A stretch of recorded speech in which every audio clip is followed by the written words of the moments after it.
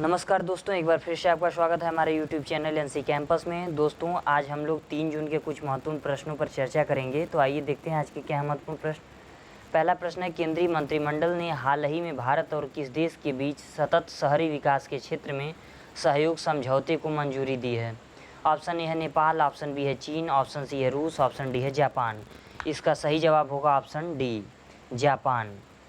केंद्रीय मंत्रिमंडल ने सतत शहरी विकास के लिए जापान के साथ सहयोग ज्ञापन को 2 जून 2021 को अनुमति प्रदान कर दी। इसके माध्यम से रोजगार के अवसर सृजित किए जाने की उम्मीद है। प्रधानमंत्री नरेंद्र मोदी की अध्यक्षता में हुई केंद्रीय मंत्रिमंडल की बैठक में इस आशय के प्रस्ताव को अनुमति दी गई। समझौता ज्ञापन का मुख्य उद्देश्य भारत और जापान के बीच सतत शहरी विकास के क्षेत्र में तकनीकी सहयोग को मजबूत बनाना है।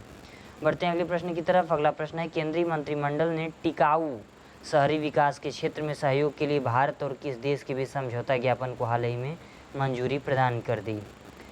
ऑप्शन ए है नेपाल, ऑप्शन बी है श्रीलंका, ऑप्शन सी है बांग्लादेश, ऑप्शन डी है मालदीव। इसका सही जवाब होगा ऑप्शन डी, मालदीव। केंद्रीय मंत्रिमंडल ने टिकाऊ शहरी विकास के क्षेत्र में सहयोग के लिए भारत और मालदीव के बीच समझौता ज्ञापन को हाल ही में मंजूरी प्रदान कर दी। समझौता ज्ञापन के अनुरूप सहयोग के लिए कार्यक्रमों की कार्यनीति बनाने तथा उन्हें कार्यान्वित करने के लिए एक संयुक्त कार्य समूह का गठन किया जाएगा। संयुक्त कार्य समूह की बैठक साल में एक बार बारी बारी से मालदीव तथा भारत में होगी। यह समझौता ज्ञापन दोनों देशों के बीच टिकाऊ शहरी विकास के क्षेत्र में मजबूत, गहरे तथा दीर्घकालिक द्विपक्षीय सहयोग को बढ़ावा देगा। बढ़ते हैं अगले प्रश्न की तरफ। अगला प्रश्न है, भारत ने किस अभियान के लिए विश्व बैंक के साथ $200 मिलियन के ऋण के लिए समझौता किया है? ऑप्शन ए है राष्ट्रीय पोषण अभियान, ऑप्शन बी है स्वच्छ भारत अभियान, ऑप्शन सी है निर्मल भारत अभियान और ऑप्शन डी है इनमें से कोई नहीं।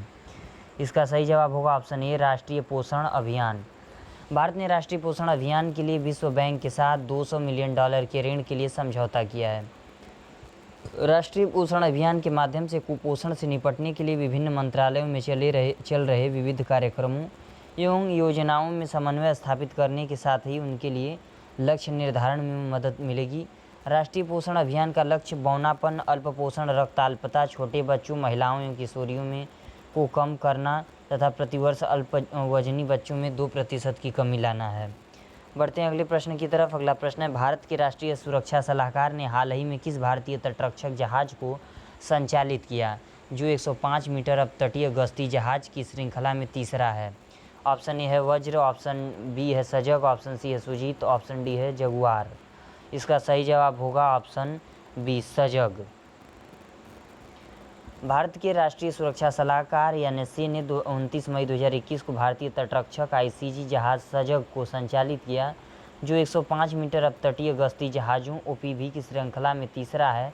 सजग को गोवा शिपयार्ड लिमिटेड द्वारा भारत में डिजाइन और निर्मित किया गया है। इसमें उन्नत तकनीक, संचार उपकरण और नेविगेशन मशीनरी और सेंसर हैं। बढ़ते हैं अगले प्रश्न की तरफ। अगला प्रश्न है, हाल ही में बिहार के मुख्यमंत्री नीतीश कुमार ने इंजीनियरिंग और मेडिकल कॉलेज में लड़कियों के लिए कितने प्रतिशत आरक्षण की घोषणा की? ऑप्शन ए है 20%, ऑप्शन बी है 25%, ऑप्शन सी है 33%, ऑप्शन डी है 30%।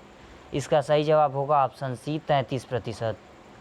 बिहार के मुख्यमंत्री श्री नीतीश कुमार ने इंजीनियरिंग और मेडिकल कॉलेज में लड़कियों के लिए 33% आरक्षण की घोषणा की।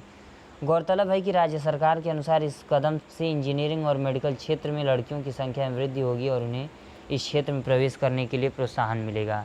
बढ़ते हैं अगले प्रश्न की तरफ। अगला प्रश्न है, अंतर्राष्ट्रीय बाल रक्षा दिवस इंटरनेशनल चाइल्ड डिफेंस डे निम्न में से किस दिन मनाया जाता है? ऑप्शन ए है 10 मार्च, ऑप्शन बी है 1 जून, ऑप्शन सी है 12 अप्रैल, ऑप्शन डी है 20 जुलाई। इसका सही जवाब होगा ऑप्शन बी, 1 जून। विश्व भर में प्रत्येक वर्ष 1 जून को अंतर्राष्ट्रीय बाल रक्षा दिवस मनाया जाता है। रूस में अंतर्राष्ट्रीय बाल रक्षा दिवस पहली बार वर्ष 1949 में मनाया गया था। इसका निर्णय मॉस्को में अंतर्राष्ट्रीय महिला लोकतांत्रिक संघ की एक विशेष बैठक में लिया गया था। 1 जून 1950 को विश्व के 51 देशों में अंतर्राष्ट्रीय बाल रक्षा दिवस पहली बार मनाया गया था। इसका उद्देश्य बच्चों के अधिकारों की रक्षा करने की ओर लोगों का ध्यान आकर्षित करना है। बढ़ते हैं अगले प्रश्न की तरफ। अगला प्रश्न है, विश्व साइकिल दिवस वर्ल्ड साइकिल डे निम्न में से किस दिन मनाया जाता है? ऑप्शन ए है 10 जनवरी, ऑप्शन बी है 12 मार्च, ऑप्शन सी है 3 जून, ऑप्शन डी है 5 अप्रैल। इसका सही जवाब होगा ऑप्शन सी 3 जून।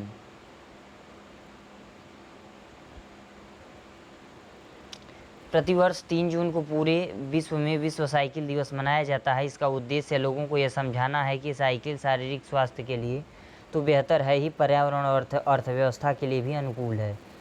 संयुक्त राष्ट्र महासभा ने 3 जून को इस दिन के तौर पर मनाए जाने की घोषणा की थी। आधिकारिक तौर पर पहली बार विश्व साइकिल दिवस 3 जून 2018 को मनाया गया था। बढ़ते हैं अगले प्रश्न की तरफ। अगला प्रश्न है, किस राज्य सरकार ने हाल ही में घोषणा की कि ऐसे अनाथ बच्चों के नाम पर 5 लाख रुपए सावधि जमा किए जाएंगे जिनके माता पिता में से कम किसी एक की कोविड-19 की वजह से मौत हुई है? ऑप्शन ए है महाराष्ट्र, ऑप्शन बी है बिहार, ऑप्शन सी है झारखंड, ऑप्शन डी है पंजाब। इसका सही जवाब होगा ऑप्शन ए महाराष्ट्र। महाराष्ट्र सरकार ने हाल ही में घोषणा की कि ऐसे अनाथ बच्चों के नाम पर 5 लाख रुपए सावधि जमा किए जाएंगे जिनके माता पिता में से कम किसी एक की कोविड-19 की वजह से मौत हुई है। इन बच्चों को 1125 रुपये का मासिक भत्ता भी मिलेगा। मुख्यमंत्री उद्धव ठाकरे की अध्यक्षता में हुई राज्य मंत्रिमंडल की बैठक में निर्णय किया गया। यह सहायता केंद्र सरकार द्वारा घोषित सहायता के अतिरिक्त होगी। बढ़ते हैं अगले प्रश्न की तरफ। अगला प्रश्न है, भारतीय रेलवे ने हाल ही में किस महीने में अब तक का सबसे अधिक 114.8 MT माल ढुलाई करने का रिकॉर्ड बनाया है? ऑप्शन ए है मार्च, ऑप्शन बी है अप्रैल, ऑप्शन सी है मई, ऑप्शन डी है फरवरी। इसका सही जवाब होगा ऑप्शन सी मई।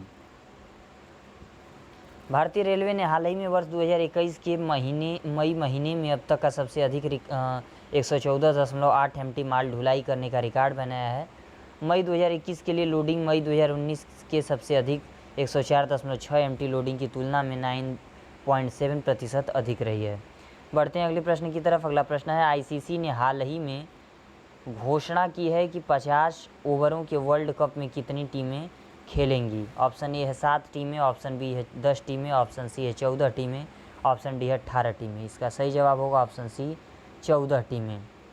अंतर्राष्ट्रीय क्रिकेट परिषद ICC ने हाल ही में घोषणा की है कि 50 ओवरों के वर्ल्ड कप में 14 टीमें खेलेंगी। ICC की बैठक में 2024 से 2031 तक के शेड्यूल पर फैसला लिया गया है। ICC ने कहा है कि पुरुषों के विश्व कप में 2027 और 2031 में 14 टीमें होंगी, जबकि 2024 से 30 के बीच T20 विश्व कप में 20 टीमें होंगी। बढ़ते हैं अगले प्रश्न की तरफ। अगला प्रश्न है, 3 मई को विश्व भर में कौन सा दिवस मनाया जाता है? ऑप्शन ए है अंतर्राष्ट्रीय पत्रकारिता स्वतंत्रता दिवस, ऑप्शन बी है अंतर्राष्ट्रीय विज्ञान दिवस, ऑप्शन सी है अंतर्राष्ट्रीय महिला सुरक्षा दिवस, ऑप्शन डी है अंतर्राष्ट्रीय डाक सेवा दिवस। इसका सही जवाब होगा ऑप्शन ए अंतर्राष्ट्रीय पत्रकारिता स्वतंत्रता दिवस। 3 मई को विश्व भर में अंतर्राष्ट्रीय पत्रकारिता स्वतंत्रता दिवस, विश्व प्रेस स्वतंत्रता दिवस मनाया जाता है। यह दिवस संयुक्त राष्ट्र शैक्षिक, वैज्ञानिक एवं सांस्कृतिक संगठन द्वारा आयोजित किया जाता है। हाल ही में जारी 180 देशों के विश्व प्रेस स्वतंत्रता सूचकांक में भारत 142वें स्थान पर है। बढ़ते हैं अगले प्रश्न की तरफ। अगला प्रश्न है, भारत के राष्ट्रीय सुरक्षा सलाहकार ने किस भारतीय तटरक्षक बल के स्वदेशी जहाज को जहाजी बेड़े में शामिल किया? ऑप्शन ए है INS कवरत्ती, ऑप्शन बी है सजग, ऑप्शन सी है महज, ऑप्शन डी है करंज। इसका सही जवाब होगा ऑप्शन बी सजग।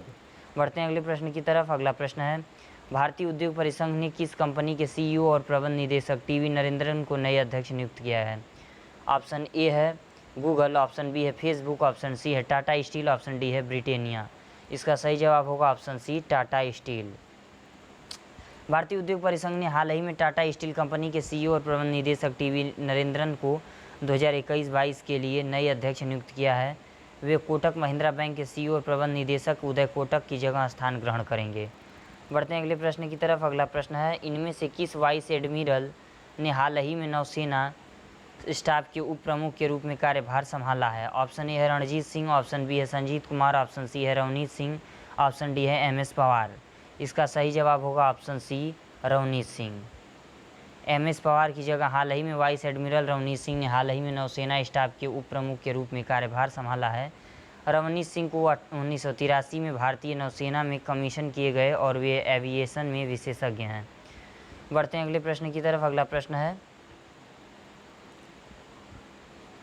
दोस्तों ये वीडियो यहीं समाप्त होती है। वीडियो कैसी लगी कमेंट बॉक्स में ज़रूर कमेंट करें और वीडियो पसंद आए तो लाइक शेयर और सब्सक्राइब चैनल को ज़रूर करें। धन्यवाद।